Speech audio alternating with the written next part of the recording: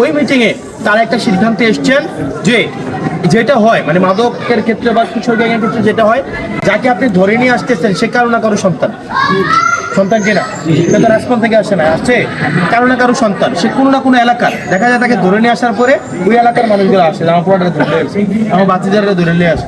তো তারা মোটামুটি একটা এগ্রিমেন্টে পৌঁছাইছে, মাদকের ক্ষেত্রে এই ধরনের কোনো কিছু তারা এই সুপারিশ নিয়ে আসবে না।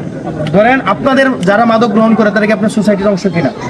তারা সম্পর্কে আপনার কারো ভাই, কারো ভাতিজা, কারো চাচা, কারো জ্যাঠা, কারো দাদি, এরকম না? এরকমই তো। এখন প্রত্যেকটা আসামির পক্ষে দাঁড়ানোর কিন্তু মানুষ থাকে, সে তো অন্য গ্রহ থেকে আসে না, আসছে। প্রত্যেকটা আসামির পক্ষে মেম্বার দাঁড়ায় না হয়, চেয়ারম্যান দাঁড়ায় না হয়, এলাকাবাসী দাঁড়ায়, কেউ না কেউ দাঁড়ায়। আবার তারা তখন পুলিশের জন্য কাজ করা ডিফিকাল্ট হয়ে যায়, আইন প্রয়োগকারী সংস্থার জন্য কাজ করা ডিফিকাল্ট হয়ে যায়। ধরুন আমরা তুলাগাঁওবাসী সবাই মিলে গিয়ে দাঁড়ালাম যে আমরা দায়িত্ব নিচ্ছি, সেটা করতেছি, তখন কিন্তু এটা ঝামেলা হয়ে যায়। তো তখন তারা একটা সিদ্ধান্ত নিচ্ছে মাদকের ক্ষেটে তারা জিরো টলারেন্স। এখন দেখেন আপনি কয়দিন সুর পাড়া দিবেন বলেন? এটা সামাজিকভাবে যদি আপনারা এটাকে না করতে পারেন, এটাকে আপনারা একটা এগ্রিমেন্টটা না আসতে পারে যে হ্যাঁ আমার সন্তান হয়েছে কি হয়েছে, যদি সে মাদকের সাথে যুক্ত হয়ে থাকে আমি তাকে পুলিশ হাতে তুলে দেব, কিন্তু উমুক সাহেবের পোলা যেহেতু, সুতরাং আমরা এটাকে চাইপা গেলাম, এটা যেন না হয়, এটা আপনাকে অনুরোধ করতেছি। এখন আমি বলি ভাই, প্রশাসনিক জায়গাটা তো আছেই, সরকার কিন্তু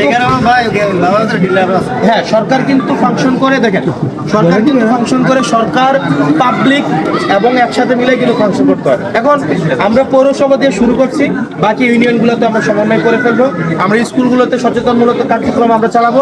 এবং মাদকের যারা সাথে যুক্ত, শুনেন আপনাদের দুইটা পদ্ধতি আছে, একটা হচ্ছে রিওয়ার্ড আর একটা হচ্ছে কি পানিশমেন্ট।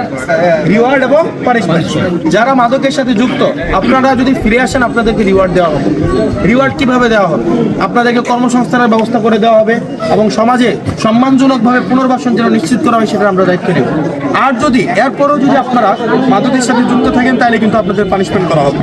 সুতরাং সিদ্ধান্ত আপনার, আমরা দুই পদ্ধতি খোলা রাখছি, আমরা সিদ্ধান্ত নিয়ে আমরা, কারণ শুধুমাত্র ভয় ডর দেখায় লাভ নাই। ধরেন একজন ভালো হইতে চায় কিন্তু আমরা সোসাইটিতে তাকে কি করতেছি না, অ্যাকসেপ্ট করতেছি না, তাকে আমরা সবসময় কি করতেছি সামাজিকভাবে আমরা হচ্ছে তার মধ্যে ভয় আছে, আমি সামাজিকভাবে হেনস্থার শিকার হবো।